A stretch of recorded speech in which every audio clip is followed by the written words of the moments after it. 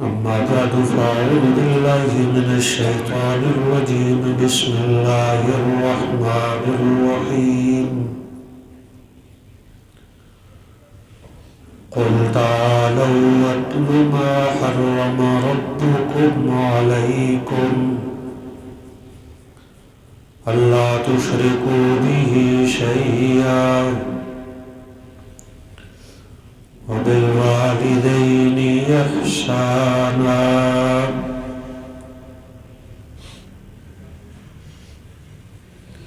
وقال النبي صلى الله تعالى عليه وسلم ما يغرس المسلم غرسا ولا يزرع زرعا فيأكل منه إنسان أو دابة أو شيء إلا كانت له صدقة أو كما قال صلى الله عليه وسلم إن الله وملائكته يصلون على النبي يا أيها الذين آمنوا صلوا عليه وسلموا تسليما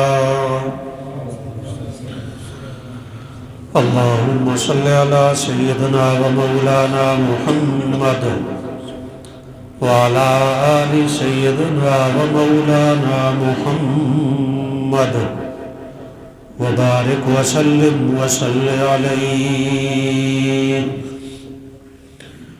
رب اشرح لي صدري ويسر لي أمري واحلل عقدة من لساني يفقهوا قولي اللهم رب زدني علما رب زدني علما رب زدني علما سبحانك لا علم لنا إلا ما علمتنا إنك أنت العليم الحكيم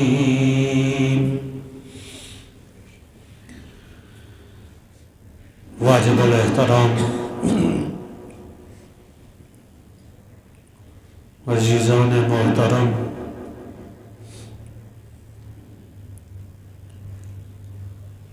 اللہ رب العزت کا دین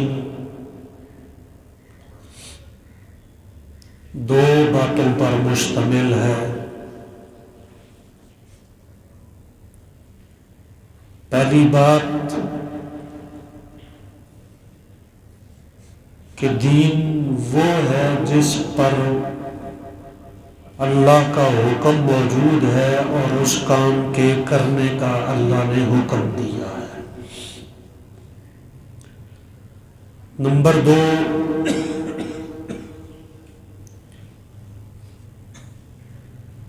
دین وہ ہے کہ جس کام سے اللہ نے بچنے کا حکم دیا ہے اور انسان اس سے بچ جائے، رک جائے، احتراز کرے، اجتناب برتے، یہ ہے دین۔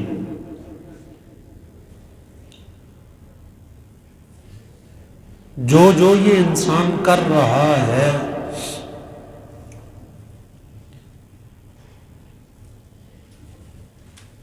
صبح کے جاگنے سے رات کے سونے تک، جو یہ کر رہا ہے، اگر اس کیے جانے والے عمل پر اللہ کا حکم ہے تو یہ دین کا کام کر رہا ہے۔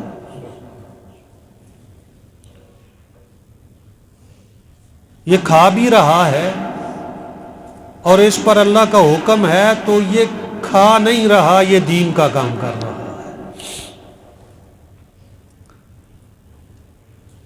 اور یہ صبح کے جاگنے سے رات کے سونے تک جن چیزوں کو چھوڑ رہا ہے،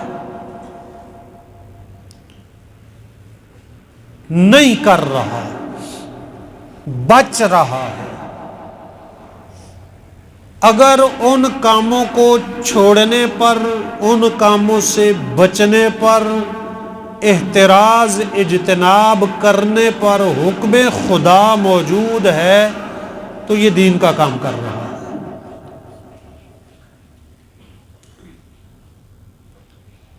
یہ بڑی سادہ سی بات ہے، دین کی یہ بڑی سادہ سی تعریف ہے۔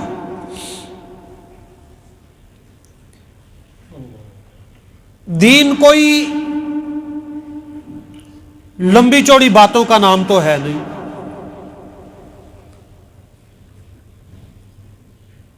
کہ اس کو سیکھنے میں، اس کو جاننے میں زمانے لگ جائیں گے۔ اگر کوئی 2 منٹ میں دین سیکھنا چاہتا ہے، صبح سے شام تک، شام سے صبح تک اپنے اعمال کو دیکھ لے کہ میں نے جو کیا ہے، جو کیا ہے یہ اللہ کے حکم کے مطابق ہے تو یہ دین ہے، نہیں ہے تو یہ دین نہیں ہے۔ چاہے وہ مسجد میں بھی بیٹھا ہوا ہے، عبادت بھی کر رہا ہے، اگر اس کے کیے جانے والے اس عمل پر حکم خدا نہیں ہے، وہ عبادت سمجھتا رہے، وہ عبادت نہیں۔ ہم یہاں نماز کے لیے آئے ہیں، سجدے کریں گے، آج ہم سب طے کر لیتے ہیں رکوع بعد میں کریں گے، سجدے پہلے کر لیں گے۔ حالانکہ رکوع میں بھی اللہ کی تسبیح ہے نا، سبحان ربی العظیم، سبحان بھی وہ ہے، رب بھی وہ ہے، عظیم بھی وہ ہے۔ اور سجدے پہلے کر لیں گے، سجدے میں بھی اللہ کی تسبیح ہے، کوئی میں نے آپ نے اپنی بات تو کرنی نہیں ہے۔ سبحان ربی الاعلی، پاک بھی وہ ہے، پالنے والا بھی وہ ہے، اعلیٰ بھی وہ ہے۔ بس تھوڑی سی ترتیب تبدیل ہم نے کرنی ہے، پہلے سجدے میں چلے جائیں گے، بعد میں رکوع کر لیں گے۔ ہم نے نماز میں کوئی چیز زیادہ نہیں کی ہے، کم بھی نہیں کی ہے، ہم نے آگے پیچھے کر دیا ہے جان بوجھ کر۔ تسبیحات بھی پوری پڑھی ہے اور 3 مرتبہ زیادہ پڑھ لیں گے۔ دیکھنے والا جو مرضی کہتا رہے، لیکن آپ مجھے بتائیں کہ یہ عبادت ہے، یہ دین ہے؟ دیکھنے والا تو کہے گا وضو کر کے مسجد میں گیا تھا۔ پتہ یہ چلا کہ ہم اپنے ہر کام کو دین بنا سکتے ہیں اگر ہم اللہ کے حکم کے مطابق کریں۔ کھانا ہم کھاتے ہیں پیٹ بھرنے کے لیے، بھوک مٹانے کے لیے، طاقت حاصل کرنے کے لیے۔ وہ کھانا جیسا بھی ہو، بہت اعلیٰ پائے کا ہو یا گزارے لائق ہو،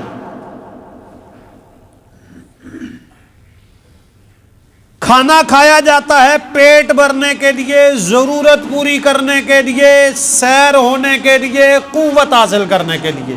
اس کا مقصد یہ ہوتا ہے۔ اب یہ 5 منٹ میں، 7 منٹ میں 2 ٹاپیں کھا لی، پلیٹ سالن کی کھا لی، یہ ہے تو کھانا، لنچ، دوپہر کا کھانا۔ لیکن اسی لنچ کو، دوپہر کے کھانے کو جو بھی بنا ہوا ہے، صبر شکر کے ساتھ کھا لیں، بسم اللہ پڑھ کے کھا لیں، دائیں ہاتھ سے کھا لیں، بیٹھ کر کے کھا لیں، بعد میں اللہ کا شکر ادا کر دیں، یہ طعام بھی ہو جائے گا، اللہ کا دین بھی ہو جائے گا۔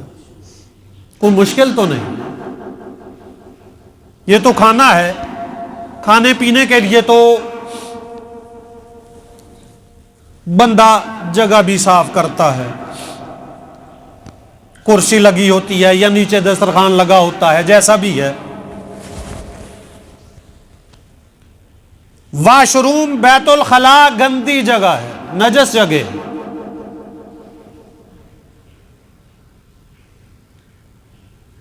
غلاظت والی جگہ ہے،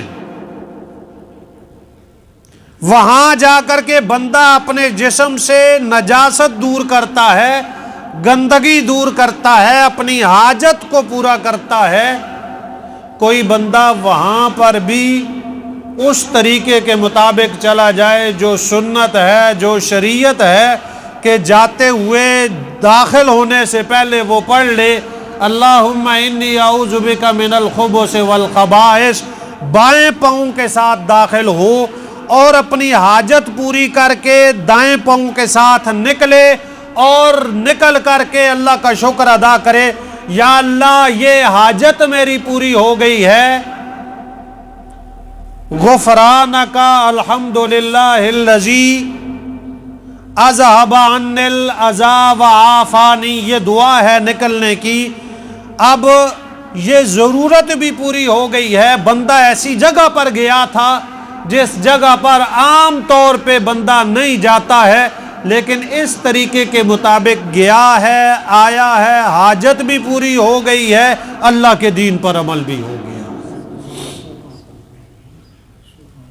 دین دو جملوں کا نام ہے، اور قرآن کریم نے یہی بات ارشاد فرمائی ہے۔ قرآن کریم نے، اللہ رب العزت نے اپنے پاک محبوب کے بارے میں مجھے آپ کو ایک بات فرمائی ہے، ما آتاکم الرسول فخذوہ وما نہاکم عنہ فانتہوا۔ یہ ہم نے رسول بھیجا ہے، امام الرسل بھیجا ہے، اپنا محبوب بھیجا ہے تمہاری طرف،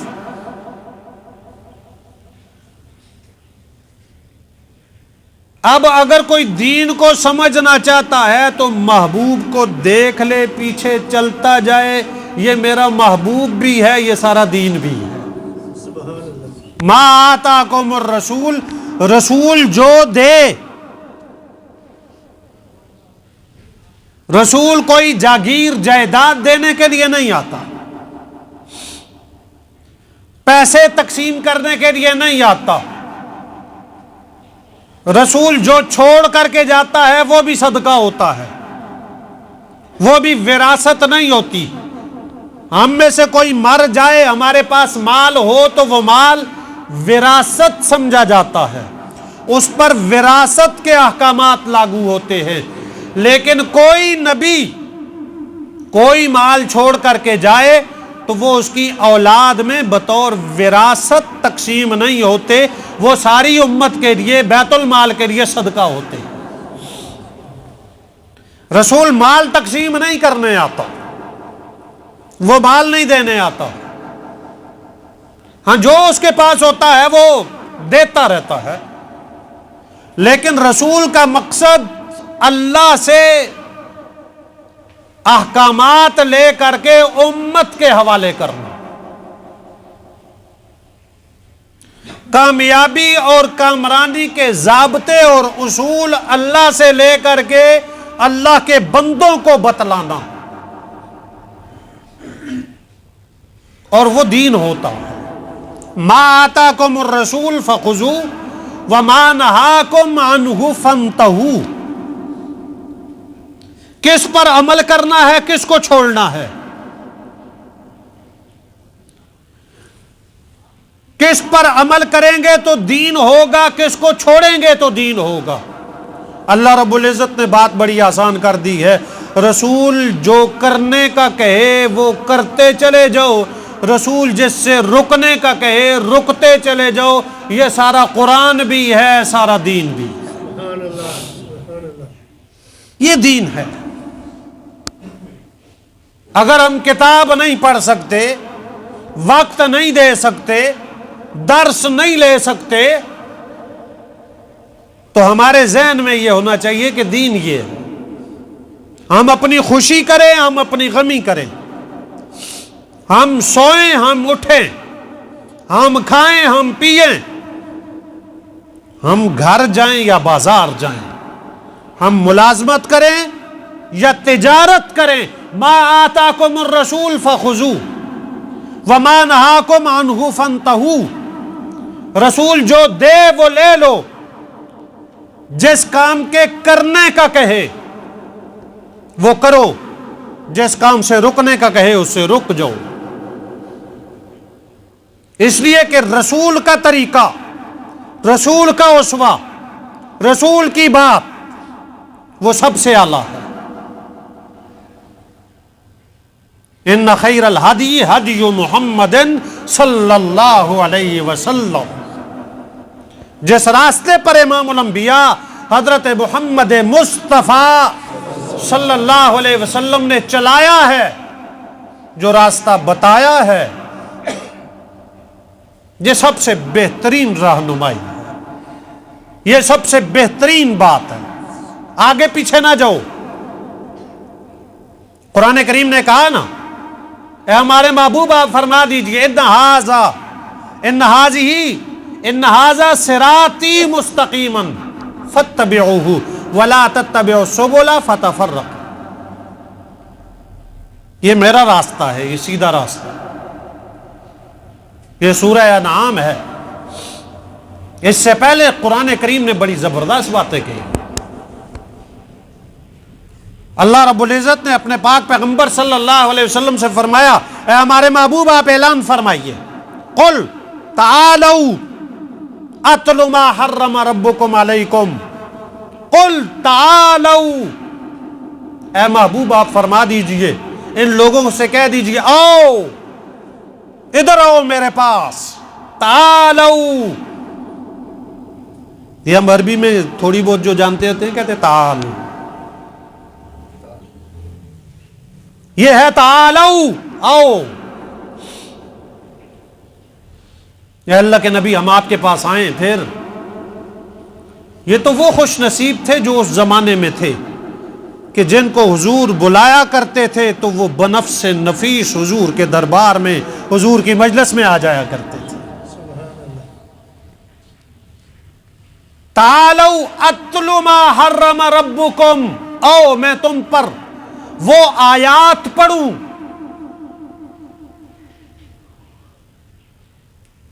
کہ اللہ نے تم پر کون کون سی بات کو حرام قرار دیا، کس کس چیز سے تمہیں روکا۔ میں نے شروع میں عرض کیا، حضور جس سے روک دیں وہ دین ہے، حضور جس کا بتا دیں کرنے کا وہ دین ہے۔ اور یہ جو آیت میں نے شروع کی ہے،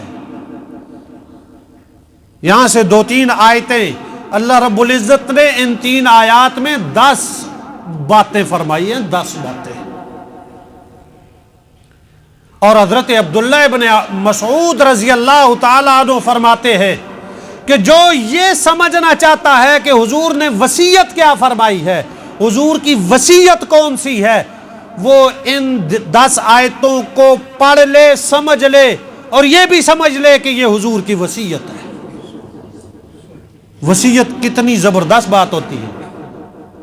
ایک ہوتی ہے نصیحت، ایک ہوتی ہے وصیت۔ وصیت جاننے والا کرتا ہے، اہم ترین باتوں کو، زندگی کی آخری باتوں کو وصیت کہا جاتا ہے۔ وہ کتنی عام ہوتی ہے، اور یہ بتلائی بھی اس طرح جا رہی ہیں، تعالوا، آؤ میں تم پر وہ باتیں پڑھوں، وہ احکام پڑھوں کہ اللہ نے تم پر کون کون سی چیزیں حرام کی ہیں، کن کن باتوں سے روکا ہے۔ پہلی بات، اللہ تشرکو بہ شیئا، پہلی بات یہ فرمائی کہ اللہ کے ساتھ کسی کو شریک مت ٹھہراؤ۔ اور آپ جہاں پر بھی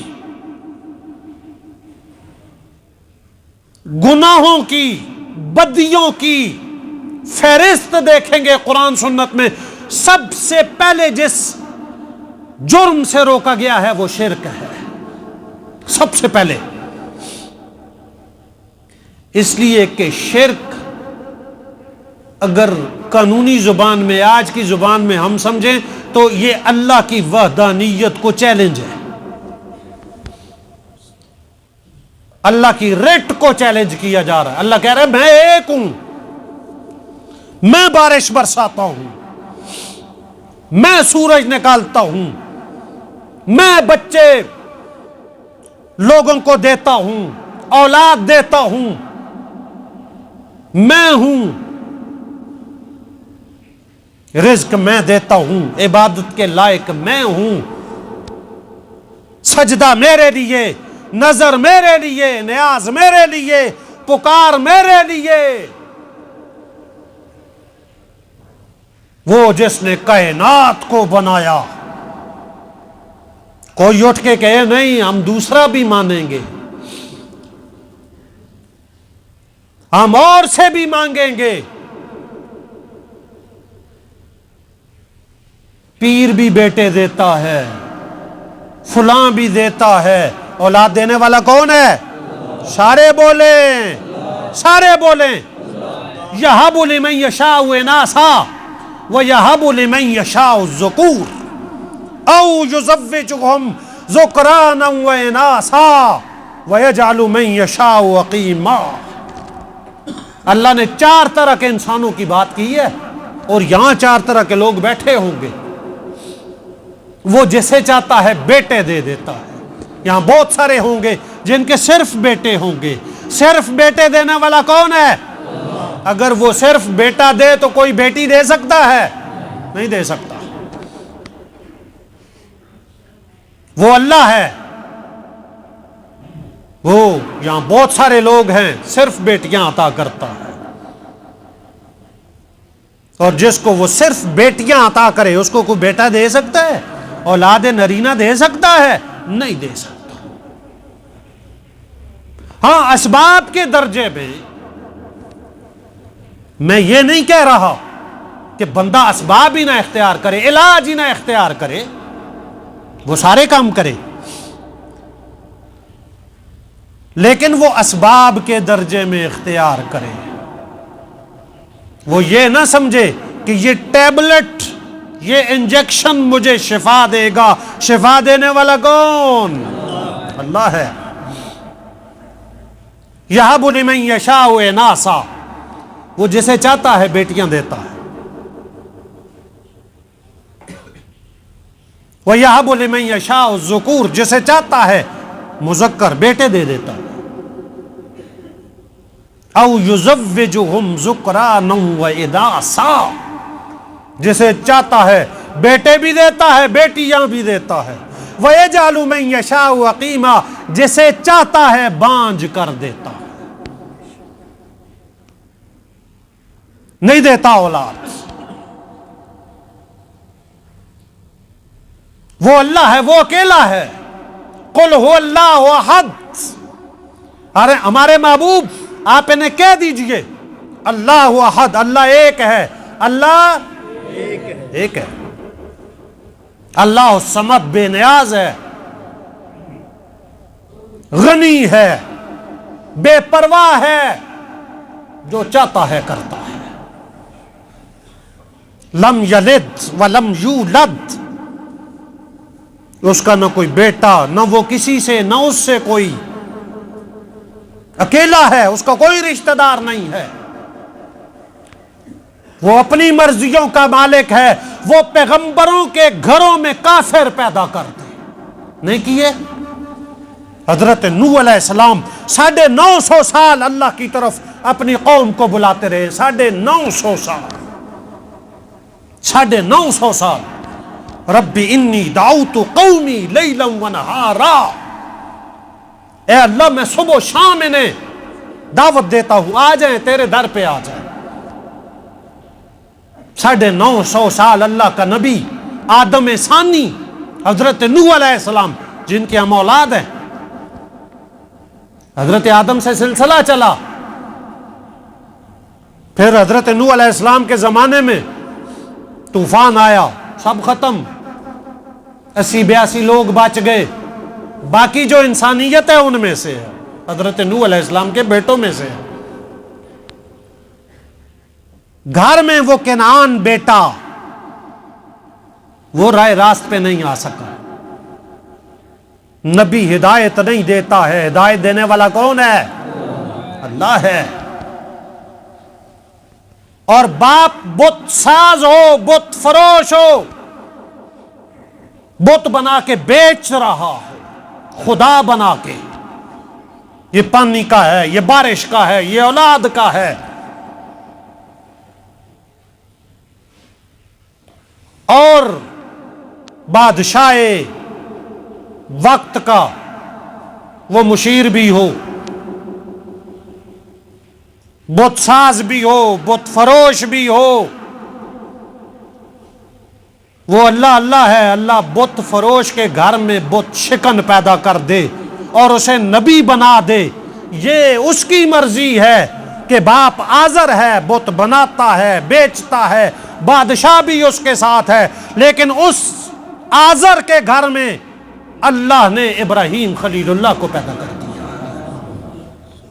وہ رب ہے، وہی سب ہے، وہی سب ہے۔ اللہ تشرکوا بہ شیئا، اللہ کے نبی فرما رہے ہیں آؤ میں تمہیں وہ باتیں سکھاؤں، بتاؤں، تم پر تلاوت کروں کہ تم پر اللہ نے کون کون سی باتیں حرام کی ہیں۔ یہاں تو بات کہے یہ نہیں کرنا تو ہم نہیں کرتے، ہمارا بڑا یہ کہے کہ یہ کام نہیں کرنا، اصول ضابطے کے خلاف ہے، ہم نہیں کرتے، ہم حرام سمجھتے ہیں اسے، چاہے وہ حقیقت میں جائز بھی ہو، نہیں کرتے۔ 5 منٹ دیر سے نہیں آنا، ہم نہیں آتے، 5 منٹ پہلے نہیں جانا، ہم نہیں جاتے۔ اور ایسا اصول ضابطہ جہاں پر بھی ہو اس پہ عمل کرنا چاہیے، لیکن یہ اصول اور ضابطہ خدا اور مصطفیٰ کا ہے۔ اللہ تشرکوا بہ شیئا، عبادت کس کی جائے گی؟ اللہ کی جائے گی۔ اللہ کے ساتھ کسی کو شریک مت ٹھہرانا۔ قرآن کریم نے تو یہاں تک کہا ہے ہمارے محبوب لئن اشرکت لیحبطن عملک ولتکونن من الخاسرین، اگر تو بھی شرک کرے گا تو اعمال ضائع کر دیں گے۔ نبی کریم صلی اللہ علیہ وسلم نے فرمایا، حضرت ابو ہریرہ سے روایت ہے، اللہ کے ساتھ کسی کو شریک مت ٹھہرانا۔ ان قتلت او حرقت او صلبت، تجھے آگ میں ڈال دیا جائے، جانا پسند کرنا، لیکن اللہ کے ساتھ شرک نہ کرنا، سولی پہ لٹکا دیا جائے، قتل کر دیا جائے، اس لیے کہ یہ وہ گناہ اور جرم ہے جو براہ راست اللہ کی رٹ کو چیلنج کرتا ہے، یہ براہ راست اللہ کے ساتھ بغاوت ہے۔ وہ ایک ہے جس نے کائنات کو بنایا، ہم اس کی مخلوق ہو کر کے اس کے حق کو غصب کر رہے ہیں۔ اللہ تشرکوا بہ شیئا، قرآن کریم نے کہا نا ان اللہ لا یغفر ان یشرک بہ ویغفر ما دون ذلک لمن یشاء۔ چوری کی ہے توبہ کرو، جس کا مال لوٹا ہے واپس کر دو، اللہ گناہ معاف کر دے گا۔ بدکاری کی ہے توبہ کرو، انسان کا کوئی حق غصب کیا ہے حق دو، توبہ کرو، معاف ہو جائے گا۔ حضرت ابو ذر رضی اللہ تعالیٰ عنہ نے نبی کریم صلی اللہ علیہ وسلم سے سوال کیا، اے اللہ کے رسول صلی اللہ علیہ وسلم، کوئی چوری کرے، کوئی بدکاری کرے، کیا اس کی بخشش ہو جائے گی؟ آپ صلی اللہ علیہ وسلم نے فرمایا ہو جائے گی، اگر وہ کلمہ گو ہے، اس نے شرک نہیں کیا، ہو جائے گی۔